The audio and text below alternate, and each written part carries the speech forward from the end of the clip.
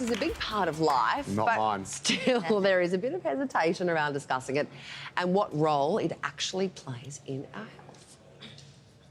So, why do people have sex? Well, we know why they don't have sex. They definitely don't have sex to reproduce. That is the lowest,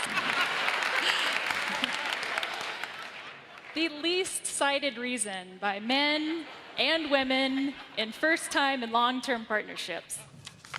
Now, that was our next guest doing a TED Talk in the United States. She is a neuroscientist and she joins us now from Los Angeles.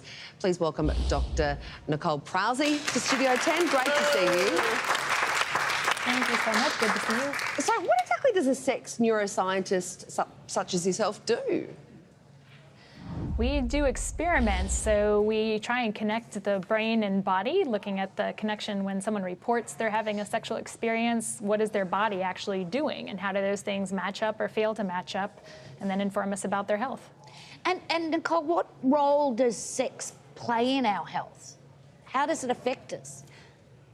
I love that question because so often we think sex is just for sex sake. You know, that is, it's how can we have more orgasms with our partner or improve our marriage, but it's really applicable to broader health. So the more sexually active you are, that is, the more frequent you have sex, you have longer telomeres, for example, which is associated with longevity.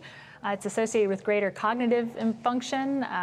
People use masturbation to help themselves sleep at night, and there are great animal models showing why that happens. So there are a number of different applications for sex in general health that we often don't think about using it for. So why do people have so much trouble talking openly about sex? I have some guesses, but I don't know. So we know from science that most people get their sexual values from their family. So even if you don't continue, for example, with the religion your family had, you still tend to keep those same kind of sexual values. And we tend to think that sex is only allowed for some things. So we've kind of gotten beyond the reproduction thing at this point. You know, we value pleasure with our partner as well. But we still think like, oh, but you shouldn't use sex to help your mood. That's just somehow wrong. And yet I think sex is great at improving mood. Why would we not do that? So, you know, I think there are still some funny ideas that we might get from our family that could have some religious origins of just what you're allowed to use sex for. And we think of things that are outside of sexuality as still being inappropriate sometimes, even though there are great data showing how good it is. So, Nicole, just talk us through how sex is actually good for us. Is it mentally or physically? How does it help us? Protect our heart or mental health?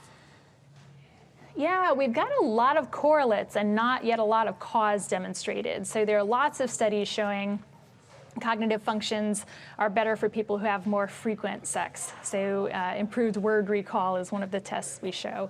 There are better immune markers, especially like IL-6, which is a marker of inflammation that appears to be better in people who are able to remain sexually active.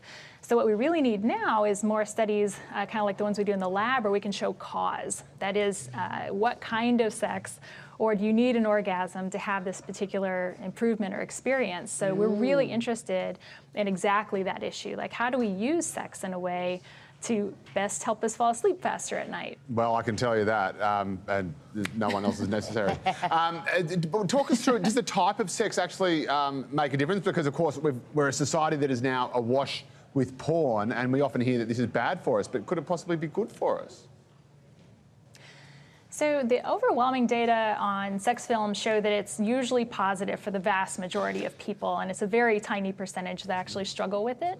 So, for example, some of the positives are especially accrued in women. So that is the most common sexual problem women have is low sex drive. Women who watch more sex films have higher sex drive, so we can imagine how that might work.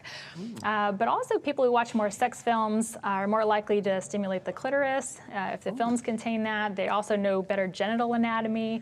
So we have to kind of consider both sides when we think about the effects of sex films. That is, absolutely, you know, if kids are viewing these things, they need to know they weren't shown consent and that they didn't see the whole process. They need to understand that it's fantasy. But if you're a good informed adult consumer, there are lots of positives associated with So it. porn is good for you. That's no wonder I feel so healthy. Jeez. And how important is sex as you get older? Because some of us, I mean, once you have kids and, you know, if you're working hard, you know, it can be the last thing you feel like doing at the end of a long day. I mean, there are I'm those asking early for a studies that friend, were of debating course. if it might.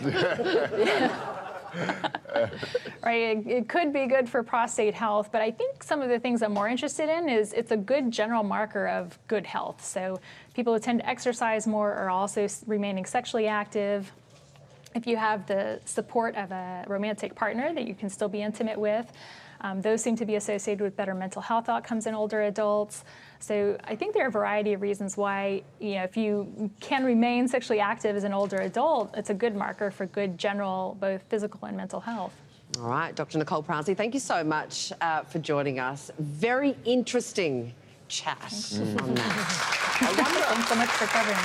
I often wonder, because it's got the correlation but not the causation, I actually wonder if it's also possible that people who are healthy and with better cognitive processes and maybe even just happier are more likely to have more sex. Yeah, right. So it's actually the good stuff is what gets you the sex rather than the sex getting you the And good also, stuff. if you're feeling good about yourself That's and right, you're yeah. fit and you're not overweight and all those That's things right. play into it too. Yeah, there's a whole lot of different issues there that I think play.